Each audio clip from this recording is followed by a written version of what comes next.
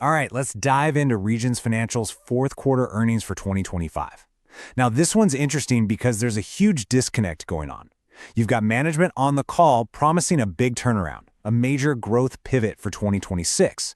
But the market, it gave them a clear thumbs down. So we've got to figure out why. And the whole story really kicks off right here with the headline number that just caught everybody by surprise. Regions came in with adjusted earnings of 57 cents per share. The problem? Well, Wall Street was banking on 61 cents. That 4-cent miss, it just immediately set a really negative tone for the whole day. And this is exactly how the market cast its vote. The stock dropped over 2.5% by the time the closing bell rang.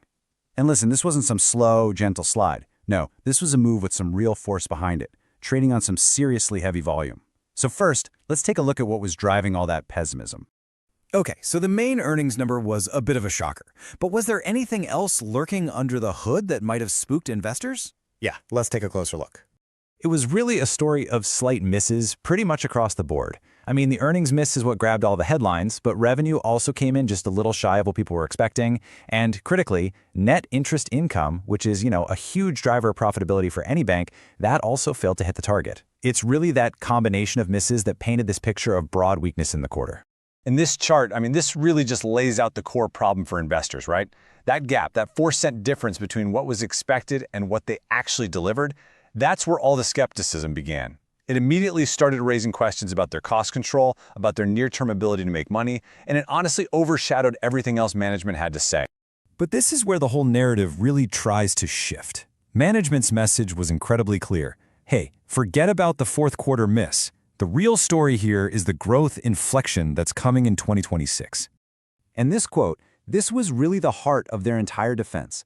They basically framed all the challenges from 2025, things like strategically letting some loans run off the books and clients refinancing away from them, they framed all that as temporary problems, headwinds that have now cleared up, setting the stage for a big return to growth. So you might be asking, how are they going to pull this off? Well, management laid out a pretty clear three-part strategy. First, a huge feet-on-the-street hiring push. They want to add about 120 new bankers. Second, they're going to focus those new hires on 8 very specific growth markets. And third, a multi-year tech overhaul to modernize their whole system, which they think is going to be a major advantage down the road. And they didn't just talk the talk, they backed this strategy up with some pretty optimistic numbers for 2026. They're guiding for net interest income to grow somewhere between 2.5% to 4%. They see average loans sticking up in the low single digits, and crucially, they're planning to keep a lid on expense growth. This all ties back to a really key commitment they made, delivering positive operating leverage. So for anyone new to that term, it's actually pretty simple. It just means you're growing your revenue faster than your expenses are growing. It's the hallmark of a really efficient, profitable company, and that's exactly what Regions is promising to deliver next year. So, what we have here is a super bullish story coming from management, and a totally bearish reaction from the stock price. And that sets up this classic Wall Street conflict. Who do you believe? Do you believe the company's messaging, or do you believe the action on the tape? Okay, this comparison really just crystallizes the entire situation. On one side, you have management's message, the headwinds are behind us, we're hiring people, our guidance is strong, and we're going to deliver operating leverage.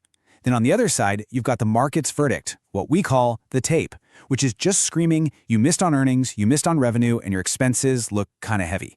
The crucial point is that on day one, the market cared way more about the miss that just happened than the promise of what's to come. And if you need any proof of the market's conviction, just look at this number.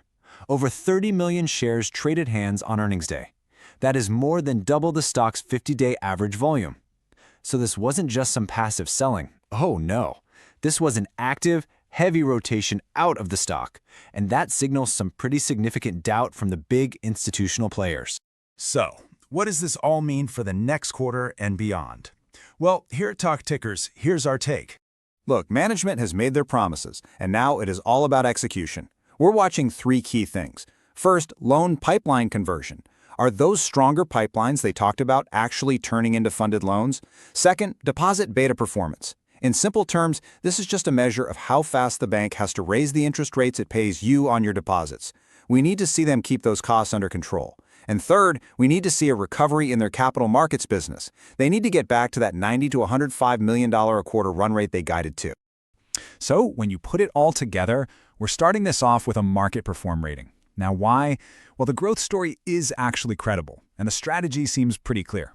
But after a quarter like this one, the market is firmly in show me mode. They're not going to give them the benefit of the doubt. The stock is probably going to just trade in line with its peers until Regions can finally deliver a clean quarter that proves this growth pivot is for real. Now, for a little fun, how would a hedge fund maybe look at this? You could call this a show me story strangle. It's an option strategy where you buy both a call option, that's a bet the stock goes up, and a put option, a bet it goes down. The idea here isn't about picking a direction.